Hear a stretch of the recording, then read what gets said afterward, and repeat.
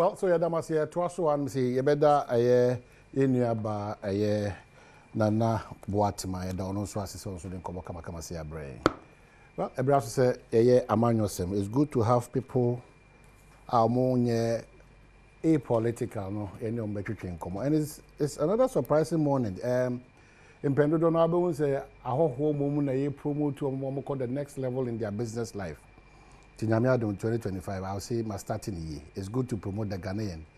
Na yenye self-sufficient and reliant. And who here pa. And that things we say Ghana Jumayefo ankasa wura nomna ankasa no. You know, it's a symbol of humility. Every two anamo say na dey aba me so say me boa Ghana for mu di machi kwan me fa so me do some pempenso we any adwumaye wo Ghana no emunsem. You know, so it's always good. Anope addition and not less a person or an entrepreneur or a philanthropist, no say industrialist. Or what human ache. Unim ne power or some watch it. Is a very be an was until man tem na yekusukuna. Yes, any baby ni cream beef factory cake and I'll be at the form quack, you know.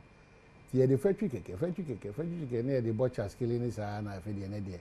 I a different story. Or go beyond the shores of Ghana. We share in his glory. Or a group chairman, you know.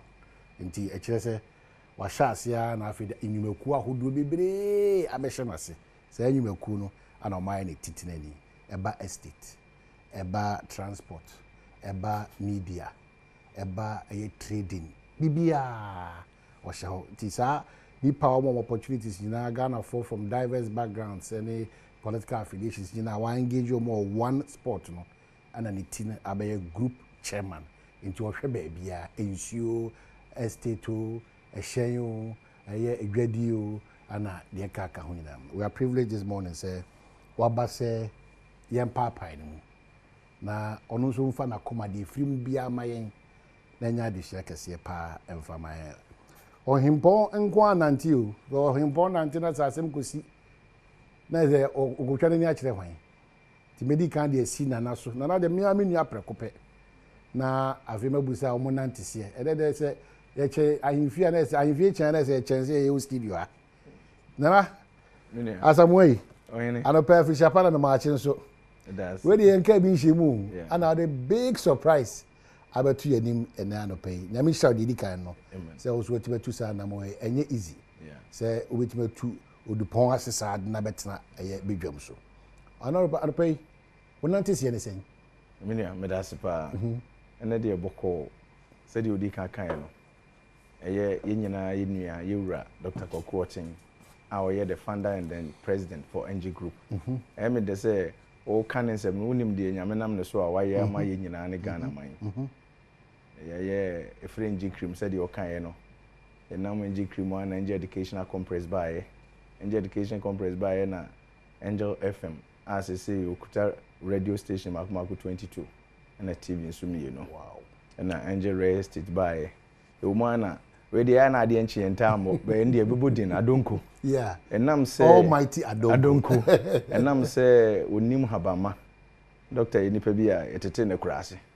Nti nuane nuahine ni nutiane haba ne de wonimi yi pa na ode adonko de baaye adonko to aso anana said you kan na ye angel herbal products okay a say angel cream angel soap e tu kurase o nice apropro yeah the me no kan ho se bebre de yellow na de na de wo mi say nam say nyame a che na de a ya de soronko covid baaye krompo ana Ghana you in the two we are seeing na and I'm Dr. Soma the adonko hand sanitizer and so babe boa Ghana. Yes.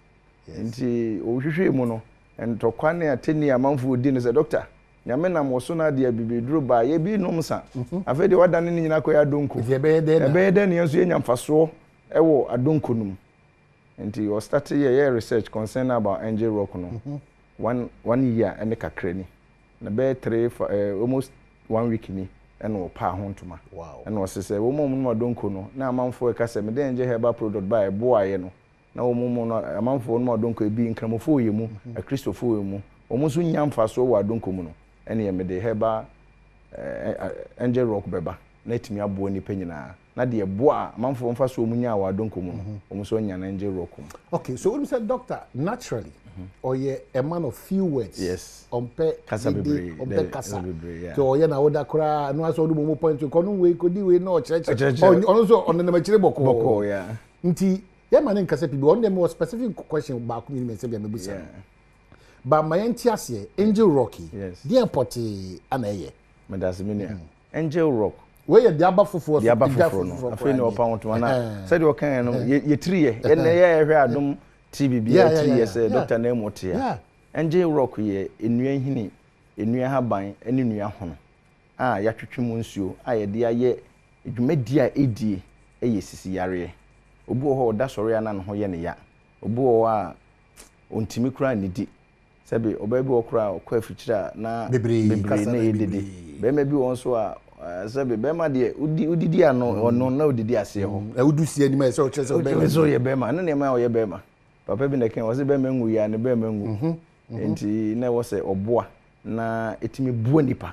Na de de wo mu ne se wonom a esa yare no na so mfa so no ene se be ma obetimi gina wo na so. Na wodi wo me masem.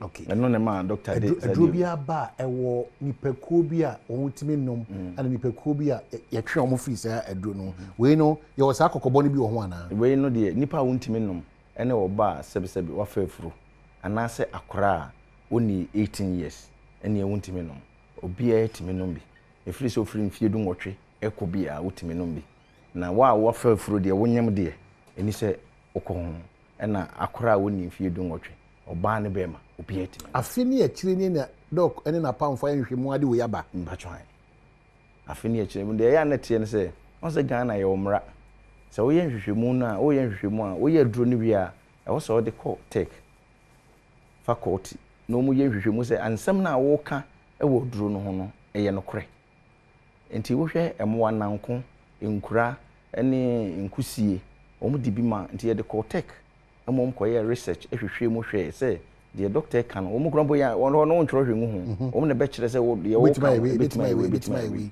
and wo mu de analysis report in by and sa ye de food and drugs board na food and drugs board so akoye eco food and drugs board no makoye hwehwe mu ehunu se ensem na kan na de de wo mu ne se first na won ye mi na ye kan se ma ye se ya bibiduro ya na bi ka se no ntesa wo wo de ko na wo hwe west in tray gu aduro hu nyina ye de ko no na no ma edite ye o mo ye test no yes ebia we na de kan na dosage no so and the dosage the most important is kan no wo pega ya tata enti ye wo de aba se dosage no o fa ne mprenu na mprenu no kwa no eye bra wadidi awie na wasa kire dodo a obetime ene na onhwe de doctor de aba o de ne cap ahye so oh enti se we say ya ekura min wo yi free ma papa na wa bokap we ma anopa na anu ma mi yi ma de ma me wa TV se kwa mi twa kakra kire we na doctor so twa bi o ene na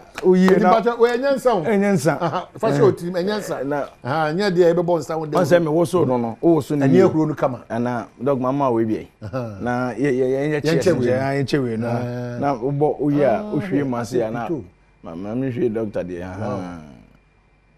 mo piao wow na inti rock ni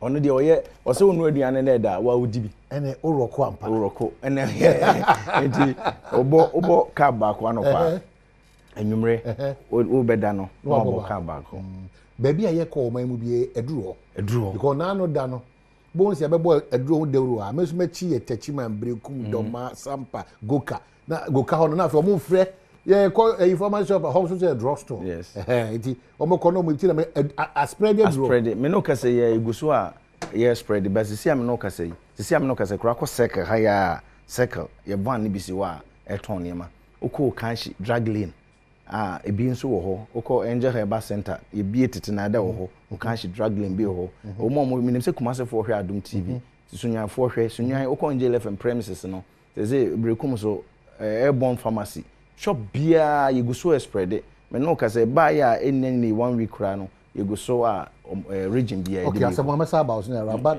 ahwene pankasa group chairman me mo official pa But onyame nhyira wo because what Ghana for anim ate abusuan for anim that's pi ate okrom for anim na ofri krom so efri me krom pa fa na koben e won kawe wudu nkawe to ase a won se kwan bi da say left hona me free jiwe no eye wa na bakosua na woda ho a na o papa no ma me kire se da bi de age kire ma woni fa ha fa benkum kote abai we dia we de me da wase me chie watiefo ne wadofo nyina wo hwewo kembia hwe Adom TV fo nyina se nyame hyamo ene me da maso ma mo opportunity se memra na me kyerem na edroyi sebe enye obia na de ma me ya mankasa enro ho adwuma na me ye for long years nti minim nro pa minim dua ahode wo mu nyakopo so ente adu ebe ne fa na habansa yade nti nnua ahode wo mu de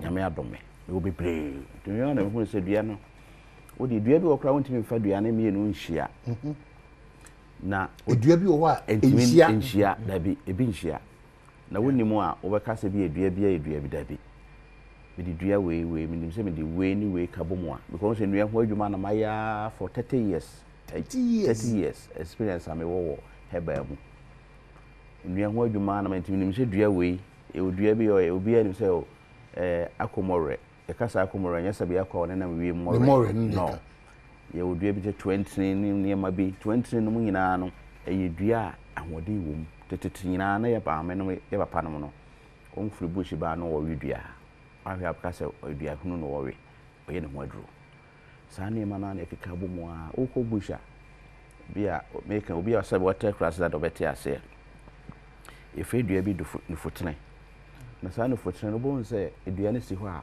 na aso ba na tintin se ne sen ho ensen ho keke eye duro kasa pa na nyame de sa to so ente dua ba ne ni ne fa na abansa yade saa ne ma ni nyina me wo bi brain timi kekam se we ni me ka bomu a betima ese enti saa na me ye no ne basa se na chire mu no odi akọ tech cancer faculty no mo hwehwem ayo nye one day no mo de ye days o mo hwehwem a try mo ano se mo asabe mo ani ni panyina ye pe yes ye kasa no mo so ntimi nkasa ye try we nyina o try o mo de se bia mo abite se na nkone nkrantie ne o tech a wo mo farm kese a mo ani nyita mo ani nyina ho enti se bia baby we se o mo twe do no mo de wo aboa no no me de wo aboa no reaction no sa research ni na mo ye sa toa so ha sa na mo hwe report aba enti process na ye so a ye ho adwuma no so no ye so ye num bi ye start se ye be num a se de na ka 1 year no ye num ada bia na ye no obi ade ne obi ade report aba 2 year no de report aba na me so me num bi we de report enti hia no pa tele na ko no adro ne so tele adro we de tatahwe o ni nyina ye sa research na nsa ene de akọ FDA na FDA force o ma boa chese eni ma bi o ha ye fa na se bi adro no ye nti se o mdru ho mo na be kire se no adro no ye kra se ni na mo nti o mo direct ye sa enti se adro kra ye ka ho asem yi se be ye nya nwi advert a jingle aye bo anase TV commercials ni nyina mo ye ho adwuma o be de tia sa no mo chese we na mo fanko enti start say yes a process ni nyina ansa na the product no aba bonten ni yes e fiti ya na e de aba na eye edru a senior edru ya maye obi na obenu ose we de anya bibia mfrim edru na edru ke angel rock mister obi ni ho a obenu se anya bibia mfrim mo fa hono nye line na angel rock obi ni ho obenu ma wo se anya bibia mfrim ewi asem no angel rock obi ni ho so obenu ma wanya bibia mfrim because sabe obi a beda be sori ne hunam ye ne ya odimi sori uta na wadro ya de obi hu ne se obenu so mo na no so mo so na odidi so mo eboa na sabe mpeduasa ma sabe omo ye omo kom pasokra ni je omo ntai se ma bi omo longa tinka bia ni ho obe ya tinka bi onu wadro ya eboa ma odivido no basro na sabe ma omo menstrual pains no oba bi o ha ne onyane mensesa efia otim ene abusua bro no oteso obi abehu tenenka onu wadro ya ni nyina blood bia sabe akroto hu bia be furu aba mo free because anso be troto ho angel rock obiara ni ho a obenum onya so office yeah nti eyedro a me de beboa ehun so edro no ye ne sia se be sika ye bepe nko a no e se odwe nipa ho nti organic enua ne ade a na me de aye bibia anim organic nti obi obenum bia nti sa response na me kan obia de ba ye try sa nti obia ba gibi no de ko panifo mrantie se me obi ho a madam fu bia 7 period onya be 75 years now ntimi kra na 7 years na for 8 years ena oba ye friend adro ena adro se eta why we name program wo ameko so adro be hwe na man bi onu adro no no frame just a response no they frame no tin say ni je wom eh ko wo say na dey 7 me na me rada na eh adro o so na me ren kasa na oba na je phone no ma me na mpacho te say o se eta enne de ni je aba me so no hu bi da bafie my bi no on 96 years on so the same thing now buy any dia yensini ni ade so say the 96 dey 77 who cry ni hobi o say oh you see ade be 10 years cry me ko say jedro be ko try on so ko try ya no pa no dance no frame na de shoko me kra 96 years dey sabe be ma wonya 96 years na ukoye yi na wa frame that I do na boa me pa na say say boa o say o say ne me dey sabe ani je nko a ofie na wo ba no so age phone no papa eduro no de waduro de eduro yiro hu na ye pa na fa boa nkofo this is organic yes eduro no boa me hu bi da na say o so ono ampo na yare bi wono so maame no be man de ba wono bi na yare bi wono so wa hospital sai nkoda no no bi na se de esi aboa ma yare na fini so kran no wanam sa na de yare ne ha wono maduro no say me hia wa me ka kire wo be hia da ba wo ma be ka yare na kire na wadamfo de eyo papa no kwasem ne say wotime ene me ada nam say oluma wono 96 years wo say no kran na me ka kire wo no say na no kwasem say ne o ka na nyen nwa picture say nim de wa aduro ne te ni ma bebre ne ka bom ne de ye na sini amen kasa ema ombre ho ye kan say ya ni na so kwa akoso ahwe onum bia na be on say de meka no kra na sanya no kra I see the me den say eye organic ye be wrap up in community but my recommend ma ye wo ku kase bi wa wo eye nkra members ni bi o multimedia our back community mesremo that combination has been eliminated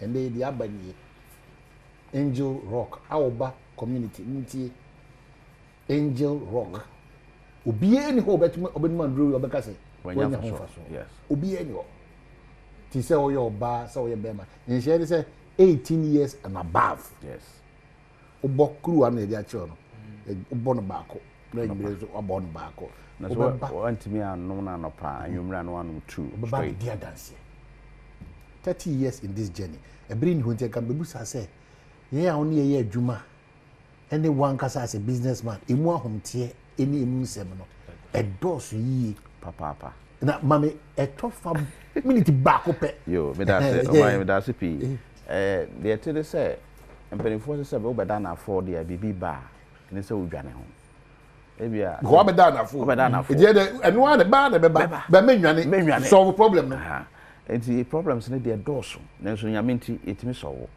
na de ye me ya baako pa se me gye me ho anyi se etro ankofo twa to me so etro asem anim no maka to me so and go through any process ye ne sa etro se be doctor tin why say doctor tin say na ye me ya pa and ye me ya na sebe and the otie ye o ya ye me ya say ade no me nye ne aka na me hwem am say how achi na me hu say sebe media no ya de ayi for bloggers na dem so munye ska frame ho ti go issue bi we ba minim ho hwe na de me picture abetare ho e me ya pa na sabe me media for am no mo ye adwuma bia ko ka asem no asem bi obi aka una otachiri yes na mtachiri obi timi ti credit di matemba sa na e ya na hye sam sa na de adwuma na makofa ato me wo so yi de wan ma sa trans sabe Yesu Kristo kra o nyame ba no oba ekra nipa ka no ho asem na me hwan teacher ni na ase edi matem kra anya hwe na sabe obi kana asem ebi emfa so ma otu osisi ai obedwuma oye wadwuma na bibi issue bi aba your mind issue as how can one say now what can na sabi akwasi tifie kwasi chu tifie no bi esabe odidi na kwasi chu aye ana aye se wona se ye na mi di adwuma mo ye no anopa kwasi chu na be kire se kan we na waka we onsi hampo da yes na kofo wo fie ne nte sa asem na se ende ye me ya pa mi yima no ba bi enyi na me so no ya ne du ba bi a me pe kasa pi nti na me nkoka me nya no nti na bi wa bo asem bi ba stories bi bre ba me nka hwe na ya de ye me ya pa onyame enso wakomam na omo abotre na de waka no pages ye de obo ne central ne bloggers no ese ma no koridi enim kan very important because twato so ne asema woni mo hwe ye ka fara wo de ha adwene yi and I'm happy me gidi say ye nua ba be pebre ti e beba komazi kwa na be record o and as o banka ahonogie bi mo baje brama 2 hours non stop doing business in Ghana as a Ghanaian. The pluses and the minuses. Thank you. This is because you just didn't arrive here. Yes. Offer processes the good, the bad, and the ugly. The 2 hours they be boa. Yes, because sabe you be fitting and we do baby. Exactly. Ya don't be na ya kwa humobo. Yes. Into a draw here senior maker ho asemi. Angel Rock mystery. Obi na obeto a draw here oben mo obenu no hoda. Exactly. A year draw whom say cram small bottle say a year draw kase. Okay, so mama me na say. Wadama obedance no. This year ye ka say nam say Adom platform no so no. Amount for free. Yeah. Be enti message. So the okan no. Yeguso a ye de ye nro no ekọ Ghana afana nyina. Na de de kra ne say Cote d'Ivoire for ne other countries no start here wo money age ho. Enya won say mo tra share da. Enti say numbers a ebia ye free here nam say mre nim no. Obi anfa ne pen ne the paper no show numbers no.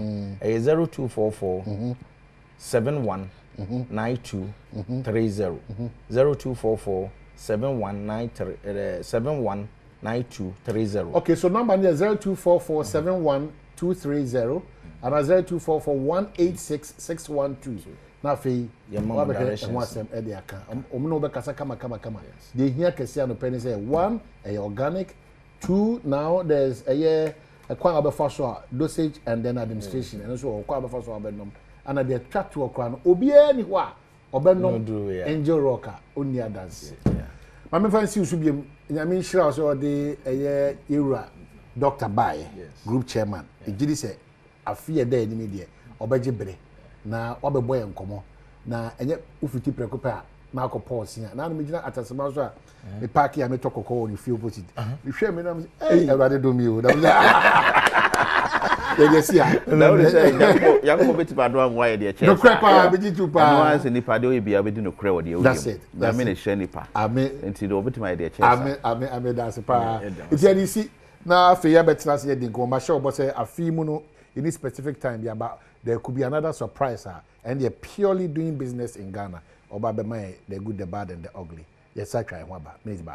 Well, there's about the money now. My main concern is Big Chef. Big Chef Junior season 4. No, you go so I judge various videos for Ankra. Said the Beya obetimi abenya basobodie 10,000 cash prize and a 10,000 educational fund. In between 7 and 13 years. So June this only Medriane ya.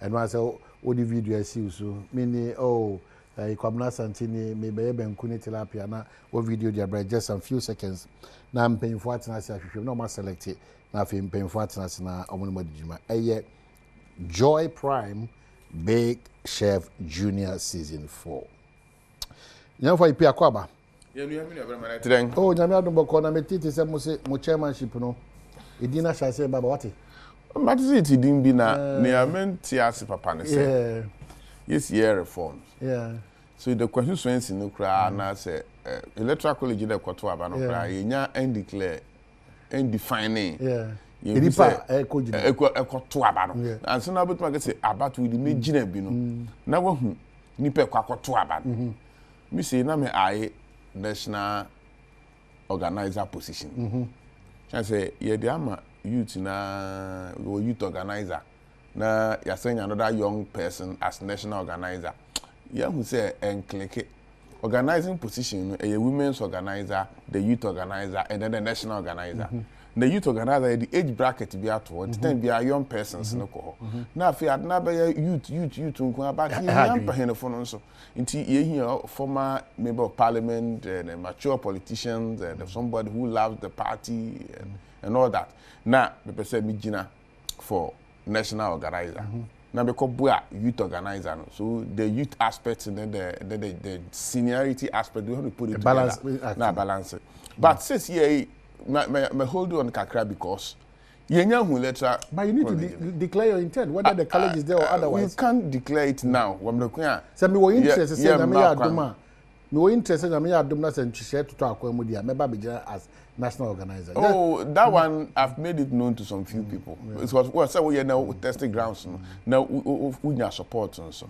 It you know it be so but the fact is say who can then na you wam the queen yenye reforms ni wie you consider ebi mpo a na ye ba beto abai enye abato ebe by appointment. I see. Because say top bottom approach you know say yanko to abani flag bearer na national oma appointing the national chairman oma appointing the national executive members constituency polling station from that approach na just say na yanko to aba about every card bearing member will vote near you flag bearer not why an appointment. So approaching everybody and I just say you are starting from no point. But say you better maintaining the current situation in Senate in electing our national executive city and I just say until that is clearly defined. For instance, we have the former interior minister who has also an interest in national chairmanship position, Henry Cote. Yes. Yeah, we have the former roads minister of Amwakwata who has interest in the national chairmanship. Exactly. We have also Chairman Wuntumi, regional chairman Ashanti, who now wants to come for national chairmanship position. We have the former general secretary in the president of John Boadu, who also wants to come for the national chairman position. And then we have Nina na making Uber show interest no Uber person of Akobua. But well reforms now mama how to elect or appoint because me nipa bi na che me nguran me ho ana me hu say nkrofo bi if you say flyers bi say I pay for national organizer anti many ba mo say asema mranti kan dey before say ebeboa party because with my dedication to the party. So acquire the status quo. The intent is that you contest. Yes, and they say eba say reforms neba. Na you be kwan so be am contest. Na me say by elections. Na anya by appointment there. Then I may contest. What how do you deal with your party people now? Omasha say ekasa for lack of a better word. Ekasa basa. Ema party na mo pese mo kan di bomu no. How do you feel about that? Basa no what we define the basa na maybe basa is the right word. Omo kasa no esa party ni mu wo kwan bi so. Well, me ko radio ni TV so obi say me say here na bodene ba in 2028. I'm say nya number ni. Se wo ma enu kodi kan pe wase asem because obi our interest. Me tie minimum pa yer ne ba me so mepe. Obi foforo nso e wo bi e de bo no so bepe nti ye hyase fi wo de na say party ni ya say no kura ye hyase fi wa no why ya say party ni kura nti ye hyase fi the reformed of the party. Yeah, let's put things in order. We have a party. One say we be horse racing na instead of support your ponkwa no ho den a be to me akobirika no we should say horse rider or very good now when you ride then we not so ponkwa na 9 yawa Oponkona na naba akwa ebu no. Now a very experienced horse rider. Oponkona na ebu no de be den. Na mo when your oponkona wi o ye very strong no. Afa no sa fa ye sa ka oponkono. Why never turn oponkono so? We should check the ponkono first. Horse no na was ye so here ponkono stands in for what? MPP. No better turn oponkono is the flag bearer. It says here MPP no. Wa kwa elections ni na mabu.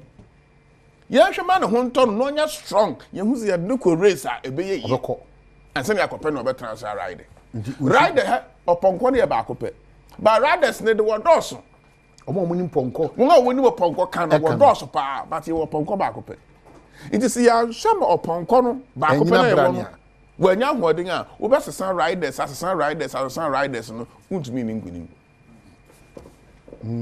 so I'm going to say, into a mirror, say, you ever pet, you ever to your boss.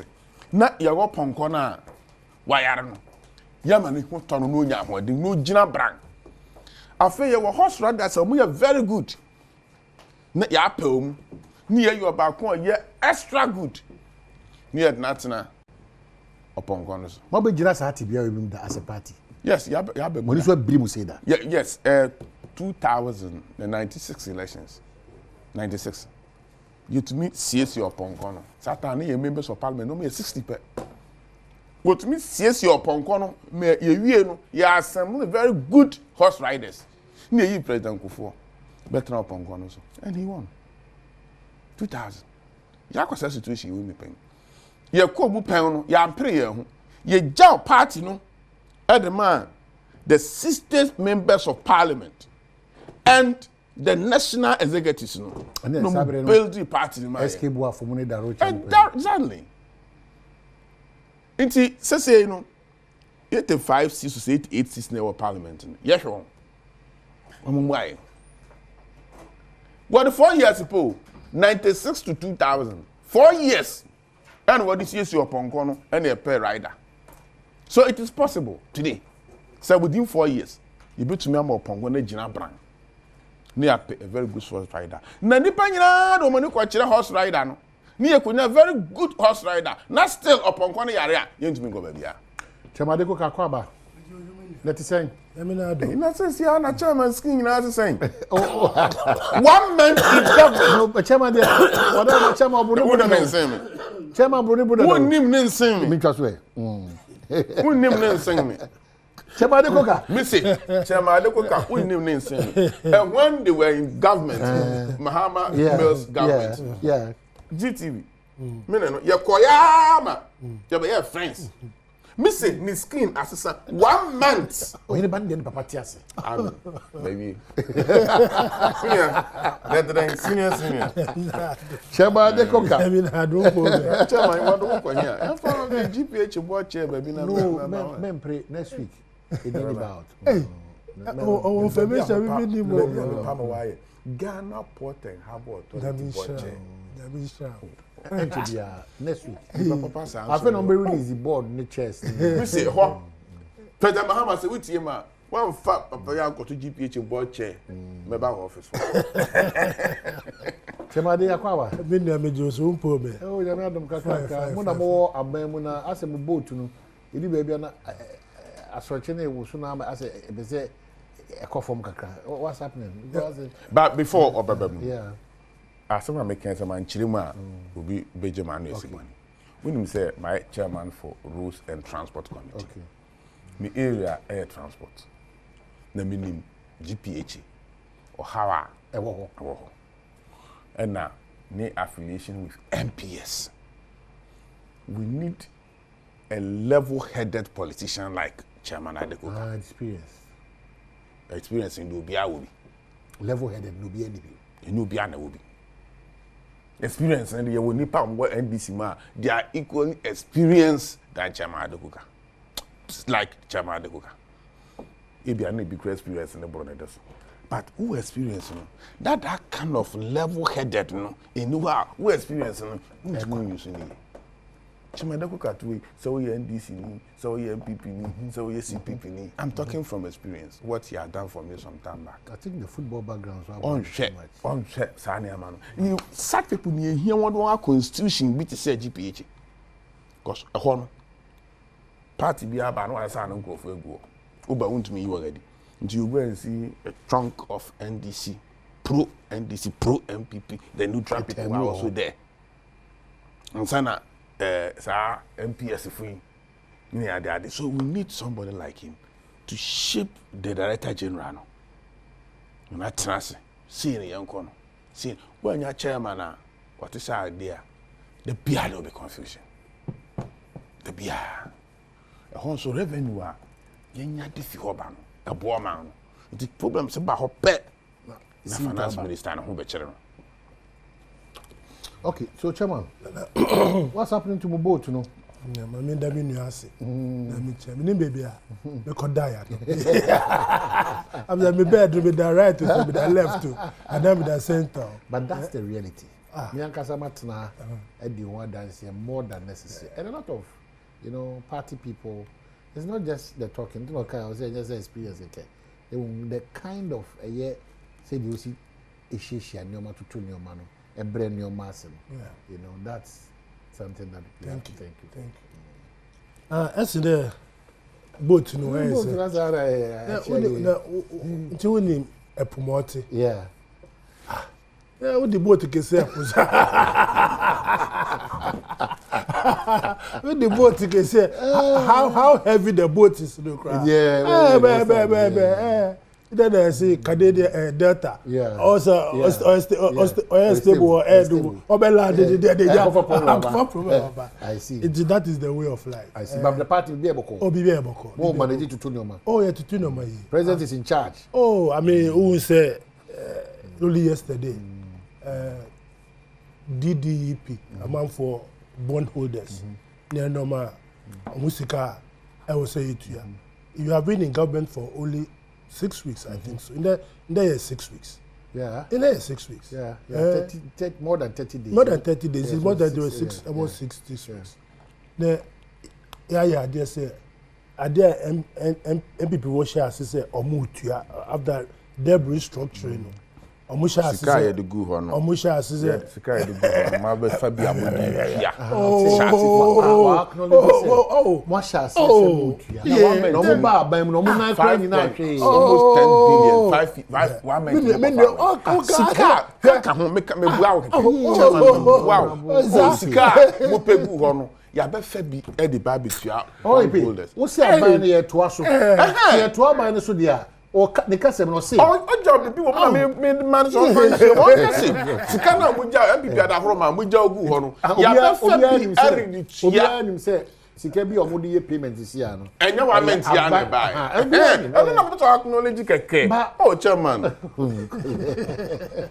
we would do a program as I so much that be that just what make we o tie bia nim say me sha no o acknowledge say mo sha say mutua no almost by Ejami adom sika kakra mo ja wo ho no ya afa bi chia sa keke na pepe so kan ne na BBS okay chairman o de kasa yeah bad yanka say the coffers are empty omo time no you just come home no must be no yeah yanka sa o yeah continue your tough times tough times yeah by book back say oh yeah sika aye bibi papa presidency no.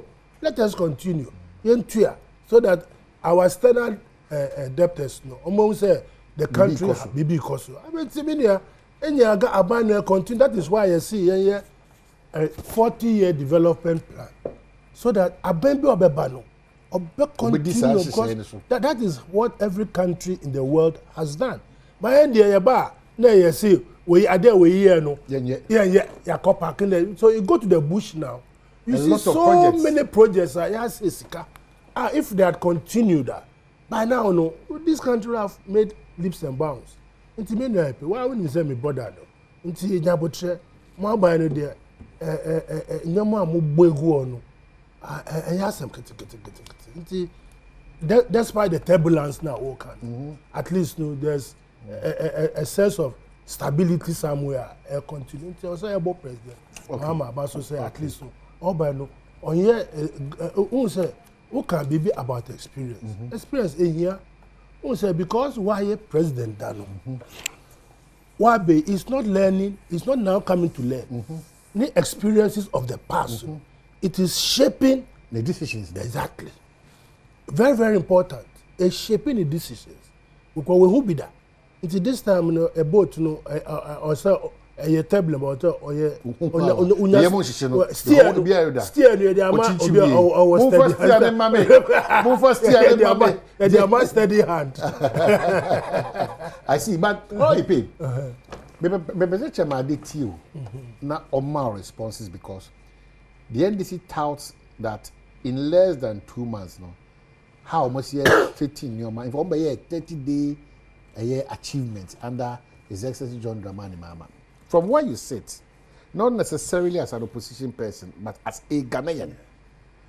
Would you say 30 days and still counting? Bibian and I'm not so, and I said, it seemed to be brave. I shall say, even some of the decisions they've taken. Imagine, my country, me who see, as a political commentator and a communication member of the MPP, I will not criticize anything of the NDC for the next 120 days. But say abang only 120 days, not very comfortable.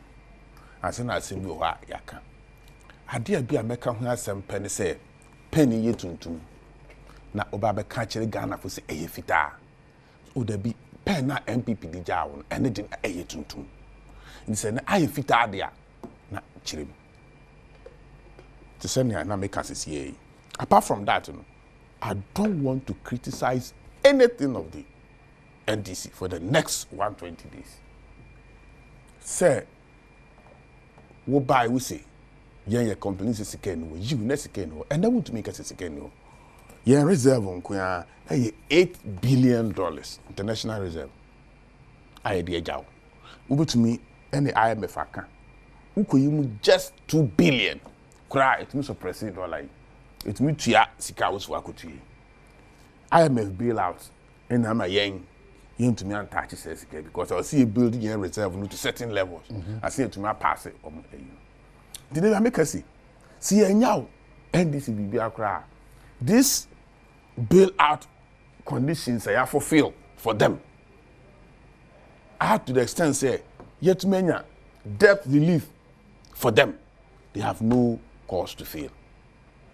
Onaga can be here. President Mahama, Wabapeng.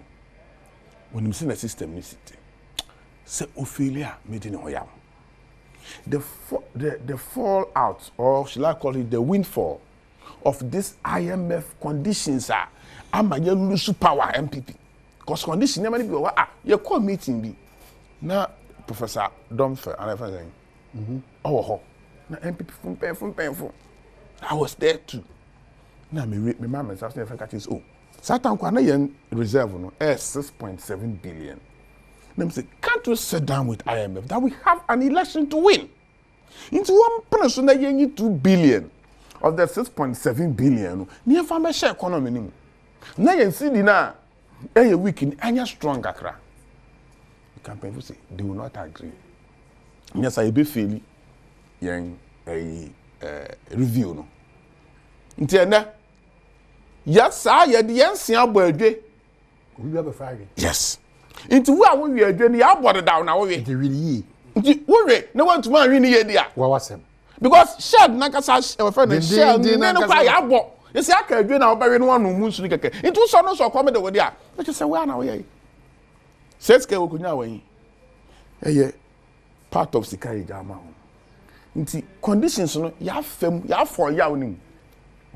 A bit too, Professor Mills. Sorry, Mahama ya amponya for the Yellow Police. President Mahama ya. Oko bailout. Bailout win for the start to say about because bailout will come out and lose elections. In Fendipa, and yet say it will lose. Partly, Nana Kufuor's government benefited partly with COVID. Nema saying HBM. And also he's going to benefit. My only problem is I won't appreciate near Yafemuno and Nipa Yediajawan. They have no cause to fail. Okay, so beyond that, one of the things that Tiba is quite ugly is this issue of revocation and suspension. More pensioner can't Miami Krumlishe health minister over thousands of nurses no are suspended. Omo Juma omo yes ehwemu ene area Julius Debra now also the revocation termination the abatum. How do we solve that back and forth? Democracy will back and forth. How do we solve? Me will book be. Me recommend am na wo free time ya wa koto bi no wakan. Obenya no online. You find asking me. Me send am. No akope bi. Unya no online. Politician be also can say book. It gives you the history of the United Kingdom politics 500 years ago. It dates 500 years ago when they started. Now, 200 plus years of the American democracy, the French democracy, and the revolution. You see, when you read, who said, "Niaya komu, wonga komu nyina bi pen." 8 years now we are back. Now we are bebutu. Now we are in the pedi.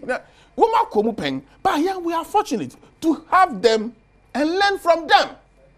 So why should we go through that? Yeah, identity ya transition act. Let's amend the act. See, a full say. Part be aka 1 month after you have lost the elections. Won't yet certain decisions. Let's put it in the law. Let's amend the constitution. Here, function we say. If you never call, say ya to a bet ya na ulusu now or transitional period. Won't mean any power. Won't mean jaka way. Until see a best I will not fault any precedent for taking such a decision. And I will fault any president. Oba say obi aye fa na adwuma sa period yenyi na di. Adan ye ni na Dominovo ni Commission for Human Rights and Administrative Justice. Enya one mentor obi fi power no appoint him. So it is not good yesterday. It is not good today. Let's make it a law. Until see abasha mra no. Inja nkota. No, adan ti na wodu ye bi na me bi usu we wombre. That's the question. So let's make a law. Democracy. Yeah, the mran na democracy. Yeah, the law. Who down sa? Ebeko sa. So what's the solution? Ona mako, ona bo adekuka ho. Mere bia anchechere no. Ona bo say, oh, I pay madam for. Pa, no we jama na me ko. Sa me ko. But if the law is there, let's apply it. In this case, yanya mra. Akanye na do dan kwakufu ado aban. 1 man to office. Why appointment? Mra, what's your mra? You know, mra bia ni ho. Inti ni President Mahama year previous no. Well, mu mra bia so. Inti mra bia ntumi nchechere no. Nemu awasi ya hya no so say. Mra no ho so say mra no ya adwuma. Anya president na appoint civil servant and public servant. It's not. Some of the organizations no go we perfume authority. Authority one ankasa na draw one budget. They operate and pay dividend to government chairs. Exim Bank. That be na every year. Though government is 100% shareholder or majority shareholder, it is not. It's a limited liability company. Go to the Registrar General. It's registered as a limited liability company with shareholders. The only control, sir. It's the president who only control a shareholding structure now, and I will hold share custodian on behalf of the people of Ghana. But day-to-day administration of such companies, you know, all what you do is to appoint the CEO. Period. And no problem. There's a Supreme Court ruling. CEOs are appointed when the baby now. The CEOs no court to say, yeah, the Supreme Court can ask them to be reinstated. And now, you have to hand Obama fee America by catching say, let's have strong institution. Say, yeah, amend the constitution now. You just say, sir, to me, my president, sir, or appoint you, including CEOs. No, you have to say, now your institutions, no, and you're strong. Sir, you are not sir. President, you be up and be share the penny in the good baby. No, say the name of Father. Intimidate, sir. In some house here can share fuel I the operating generators no. And some more and I won't say light no able or say I can answer. I don't want to blame the NDC government. As equally say me here because one first can be am by a yen sika down what you do man. Sa so na we who say do so ba sa miri ya. Na say MPP near maybe I to turn the previous no. I don't need do so na ba. We should understand it that way. Nanti I was say, ya dwene sansam no ho. And then me as Adibi me call my sister station, Joy News. Joy News that she as you speak. School ni dende Sabongida DA Basic School. What the blocks senior blocks edisi dan and one asese no what the board atoso. Na mofra no there's no way before state to grab in that. Now, our state to cry the distance between Ono and the party anymore. Anna, Wonga volunteer teachers. Her teacher and a pen a train. Teacher for can you now volunteer teachers. And the ABCD. Teacher, you know, all kind of fun A, B, C, D, E, F, G, H, I, J, K, N. Nti, papa bi otwam. No, you don't know, shad needing no corner teacher and say L in the hand. Teacher no, or no say capital R, small R, not small R, no, actual L. A volunteer teacher. I'm funny to innocently. He was poisoning them. You ever seen ya can wear some? You who ever fast ya? Teacher for we training na. What fear? You to me financial clearance impost to one yano. You have to mount to say, as soon as your pencil, and offer teacher funti one san coffee. What are we doing this to ourselves? Teacher for na big goofy a one my into MPP cry a mistake, no the MPP for akwashema. One of you want to select one profile at the end of the day, they are Ghanaians. Nasa sabon jida hono. You have been kowe. Obi what if you were training college, were you university, or your education, or baby at the call Ghana happy just to get at the end of the year Chianaka. Chawado kaya pamochawati. Mufrani be sofa. Oh, your teacher. Sabon that me say join you say okay, so chairman, Areho, choir faswa, ye wo ye nyina ye chisika na ye bebuza say, e na wana wo sika wo chi, but ya na dey wo ye ho. So me dey say wa admit say nurses. And then we try social media so me tie papa bi or the back of children hospital. And the ordeal not for the doctor and can we up to the year 2001. Before that, before 2001, yeah, democracy, yeah, revolution, yeah, now some okay, anyhow. The only example of my say Buzia, Tama, Oba Nobel Pine, Apollo 5684 now, court in state 2 now, say, the court there on faculty, some huge man, 2 that was the sore point of sacking civil servants and that kind of thing. It never happened again until MPP came to power, President Gov't, and this thing started. Now, before I'm about I want to go to the American system. America, we election November. No, we saw president January. Within that period, all the Democrats are civil servants, political appointment, they voluntarily resigned. And you better be careful.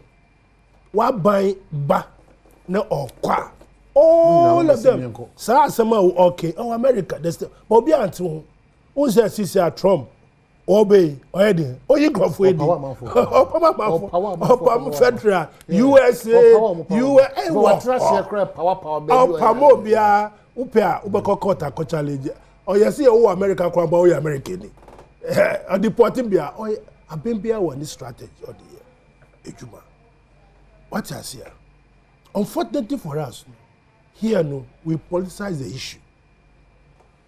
Before Professor Mills in the Obey Transitional Act, the first President Mills Obey, it was okay changing from President Mills Akufo-Addo to President. It was very chaotic. The President Mills Obey Transitional Act.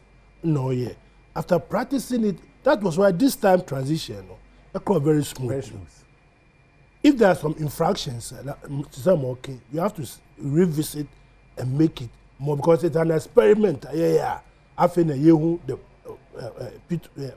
potholes, pitfalls. But here we are. Transitional time, no, and this in your statement to be said. Appointment MPP for Omoyen after 7 Omunjai.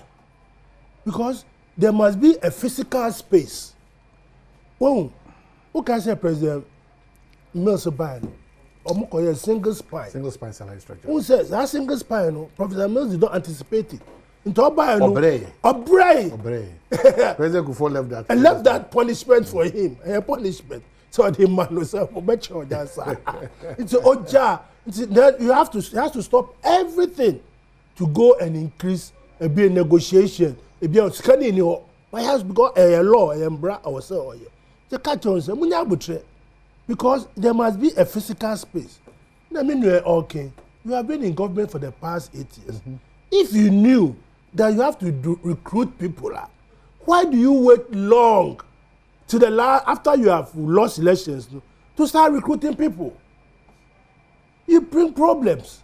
Even though we see President Mahama Yebia, at least I was saying, we improve the idea President Mahama Yebia now. Wow, can say, and you do Melovo na Ninkrofwe, Whittle, all those guys know you knew your court. Some of them the court asked them to stay. So then you have to learn from best practices.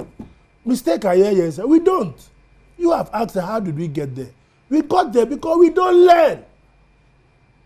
Because we don't learn. Why a Musumayobi? No. That's the mentality. It's not our fault. It is the way we behave, attitude. So the bottom line is that there was no need for us to get to where we are. If within the past 8 years, you had physical space, you would have employed the people. Well, these nurses were going on demonstrations. I remember very well. Accra, Minister of Health. On Piketia. In the Greater Accra, yes, I'm almost 60. There about 3,000 or so. So, and we needed the nurses. You know, we needed the nurses. We needed the doctors. We needed the people to work in the fire service. We needed police ratio to human, and you know that we have to recruit. So why didn't you do it? You had all the chance in 8 years to do it. Well, now last minute, what the problem be to Abanso? Now, if we have recruited almost about 5,000-6,000 people, the government must find money to pay. The government has got its program. The government, don't forget, has got food soldiers with cutlasses and cudgels and also behind us waiting. I tell you, say within 6 months, so you put pressure on the government. You put pressure. So I don't blame what is happening. We should be circumspect and talk about it and see the way forward. They are all Ghanaians. I agree. So it's okay. Let us go and revisit. I'm on a committee here. Since we found out that recruitment to the police, to the military, to the immigration, and all manner of things was just uncalled for. But we have it's a day they're in training. We say go and investigate how it was done. We have chanced upon a document that the Interior Minister is requesting for investigation into how people engage in the services. Exactly. Were engaged. Exactly. Some of them, no what you pay, or a straight. Some of them off the beat. Some of them on paper. Very off the call beat. card. No your call training, card. nothing. They are off the beat. I'm privy to those. Time handover war. Black Star Square. Police for no, but who cruise for no. Who cruise new recruit. They've been in training for only 2 weeks. And they brought them to a Black Star Square to come and control the crowd. 2 weeks. Why you have to be in the training for about 3 to 6 months? 2 weeks, they know by. I was there. Oh, I said, oh, now he's a part of a committee. I pay what you can say. Oh, he's a part of a committee. And I'm saying that I pay. I'll share. They were trained for only 2 weeks. But some time you train them for 3 weeks. You know. Do you think I come and sit here? I pay. We had issues with the training time. There were issues with the training time or the duration. I pay. Issues. Apart from saying make us some sure. Oh, helicopters na AC police depot. Yeah. How manufactured 1974. Na yetom adi 2023. The Abanansi 50 years. Helicopter na AC. They're flying Abanansi. And to me fly cra. They manufactured 1974. Saturn na me di be say 20 say bibi. It did 50 years. Helicopter. No. And yes, sir. I have got. I showed you. I went there. That is your word. Anything that oh, mami, anything that you will be agree. These things must be investigated. I pay. Who imported it? Do you mention the pay? We have to. No, because you mentioned listen to me. Listen to me. 1974. Listen to me. And yes, I personally went there. I'm on the committee. We went to inspect it. Mami no oya commander or no. Mami Besa no commander. She's not even averse with aviation matters. She was thrown there because damn pilot didn't like her, and she was damn dead. She doesn't know anything about her. Pilots from Wohono, right? Answer a number flying, they have to bring somebody from South Africa to come and sit by themselves for them to fly. Ghana Air Force ni chopper when they fly. But see, why are you arguing with me? If you are not a good listener, as well me came, as well me this was I am a member of the committee who went to investigate, to go and sit down in the police depot here, and we physically inspected. I've got pictures of when I was physically inspected. Who go inside? Who throw na? Ewo criminal. Rickety trotron inside. They just painted it and they bought it. I am telling you on authority. Well. On authority. I'm telling you on it. It can't do night work because only night vision. Helicopter is supposed to be doing night work. This helicopter hasn't got the night vision. Okay, for him to do night. So I'm just. Jinahansa. Now you could try humula nimra.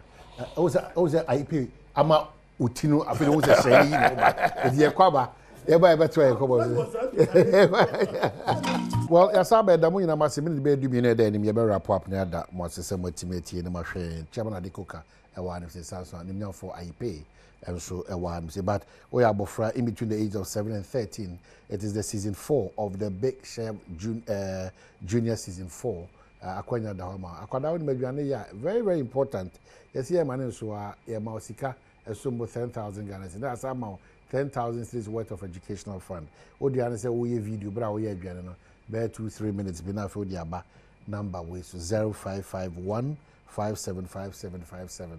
Na fe mpemfo atrasa select na mo be share na mo ye aduane na fe ye de oye candy for ne de otoso cash price of 10,000 Ghana cedi plus educational fund 10,000 Ghana cedi into iro ho na sua aduane chema mo anu sina fe won wa ipe me binia problem is aban bia ba owone on the style nti omo a ye say omo nkofie no I think after the investigation those who are qualified to remain they are Ghanaians. We don't want to increase the unemployment situation. They are not qualified. So case by case, even though a process don't firm papa. And papa case by case. You have to get out that's of the why place. We are more on 2 weeks to do the investigations. And the report will indicate those, but they are all Ghanaians. At the end of the day, they are Ghanaians. Until let us also adapt to say, let us go back to the transitional act and see how best we can improve it. Let us look at other areas. Sometimes we see transition from January, from elections, December. Within 3 weeks, you are who's America? They take about 3 months. So the election probably must come forward. So that the government will enough time because gidi sanu potos no the next minute will be a demonstration. No proper background check. Let us all go as a nation. I like what my brothers, all of us. It is about time we put NDC, MPP, PNC, PQR into one basket. Ghana. and see what the neighbor here 10 years back, 20 years. This country will be like, we go prepare like Dubai. We go, the countries Middle East. You know, Middle East some years ago, no? It was like a desert. These days, we'll be sorry, we'll be sorry, we do what? The lifestyle is so different. Investors have come in so that we encourage people to make this Ghana the Mecca of Africa. Okay. It can be made. Let us ensure this division. And I like the style that President Mahama is taking. Very quiet but resolute. Say, baby, let us put it right. Baby, Papa wano. One can say, me buy no sika maybe nyana me dey here. See, I buy no tia. I buy ba kro say no, you are continuing because about you can say yentua a champion buy no. O say yentua. The world came to give him money, but we don't want to position ourselves in Ghana. Why do we behave as if let us think Ghana first? Okay. I don't know the day. So a bit of my message also on the closer proposal on there, but say they now want system person to be filling some gaps a bit to talk and maybe a check closer, but we'll come to that. But what can I be? Well, the point in say, yes, me a communicator for my party and government, previous, but Bibiara Ankoye. Essay on Mangana scandal. Who be here say be investigation. Na safon. I am passe when I say on my car. But my trans. Na me a member of Rules and Transport Committee in Parliament. Na ye de Ghana oil ska. Eco branded buses. Bus brand. Honorable Gifati, the late Ebusian for the main Kamoya. On several occasions. Honorable, how do we give me the pressure to me to say me resign? Me what the defeat presidency by you. Behind the scene, the small baby, so a pew, so I don't want maybe shy. We said, no. And in your catcher, me no, all kind of our thing, Untuminga. Now, she was forced to resign. I whole mammy. So also, say, yeah, COVID aba. Now say, yeah, COVID test for airport. Now you be Minister for Transport. See, why now award the contract? Yeah, minimum. Minister of Health, why now award the contract? Yes, minimum. And then so, let's investigate that contract of man or mine. Sika hina abano, inyawo. Sika hina abano, elusu. Let's find out. I'm for that. Now, Mama, yes, sir. You better which hunting be. See, you're bringing MPP party. No, yes, it's the party that from the government. There's a thin line between the party and the government. What's all to me party? Look, now sell me MPP party. They are making me macang. Now, we have a due process. If you are a clear say, one amount to new exactly. Uncle ye in which hunting. Yes, and I do a uncle ye. But process no. I dey fashion. Enye papa.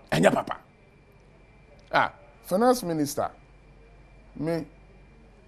Obeye minister. Me company. Me road construction company. Me no partners. Ya adwuma 4 years. Me kaya makotu chairman sa bonso enim. Chairman sa frɛ no 1-on-1. Catching is yeah, chairman for rules. O say na adwuma bi. Oh, ofa ne diary.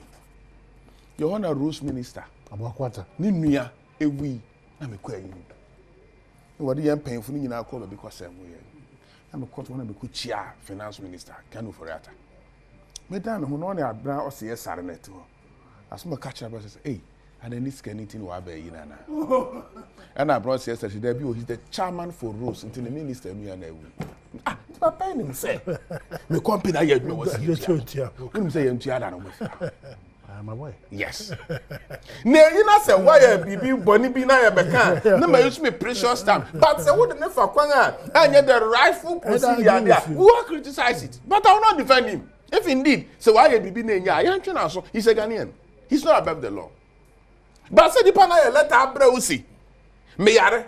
Encore. Enti ma memere. Na meba. I pay call. Now what sound the letter corona babontin. I pay call. That one I will not agree with you. Chairman. We are going by what we know. Yeah, but the man call. Chairman. So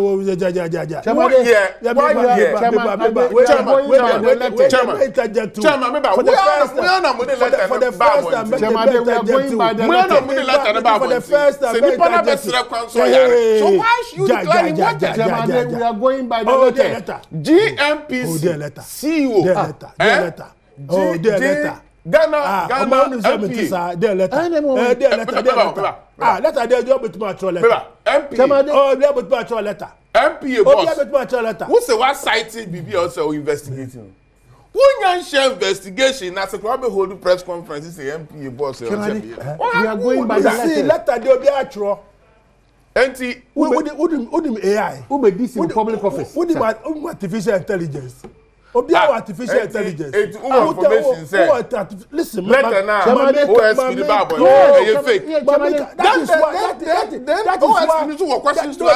That is why the OSP is disputing it. Say what your letter say.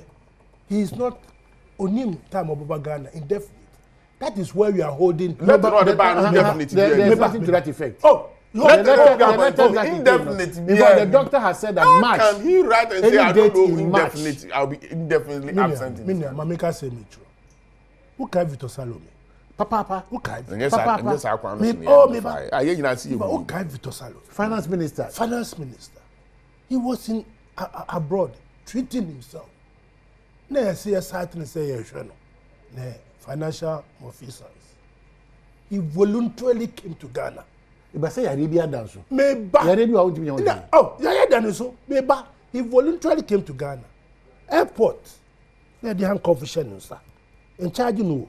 They had handcuffing, sir. Straight to police cells. Oko we as oxygen. Manu prison. Ye yimba kolebu no be we. Oni do yin pa. Oni so ye yare. Well, no, we are Cassie. Say, repeat it. You are the same person.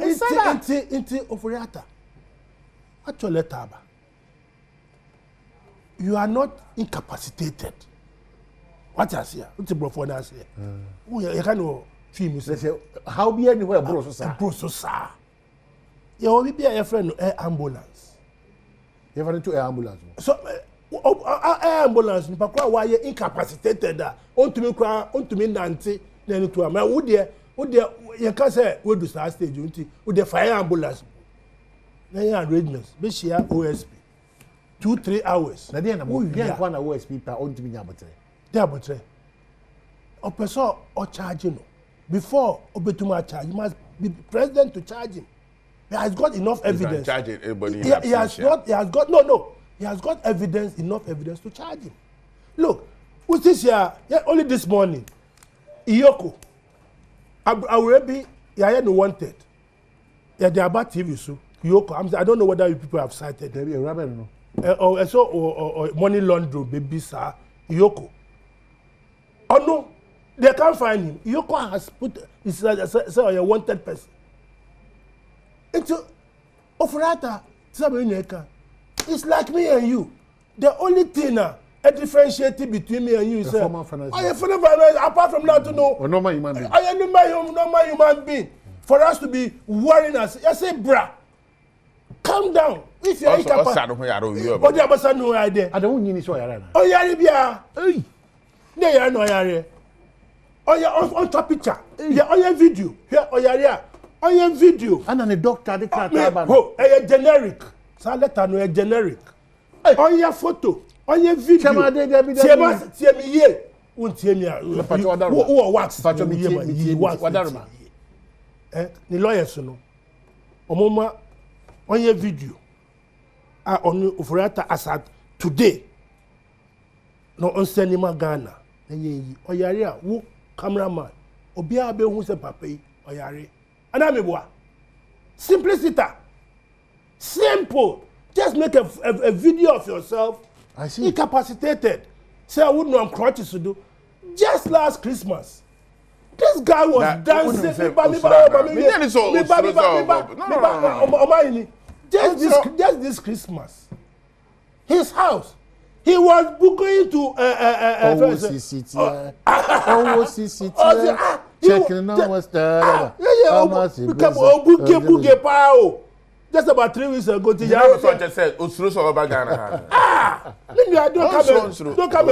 come to talk to the Marines. In 3 weeks' time, now all dear son.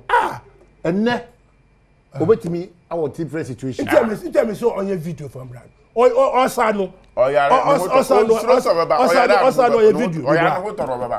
Video. Me wana. Into you to me a video ba. Let him have since when Mpensenpensenmu say.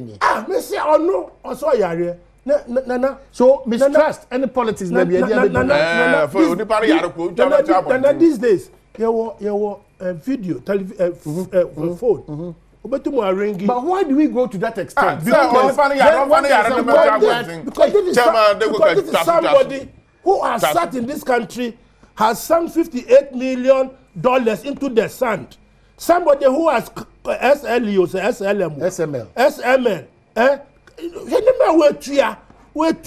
I pay the 200,000 cedis bill. When to me and Mano.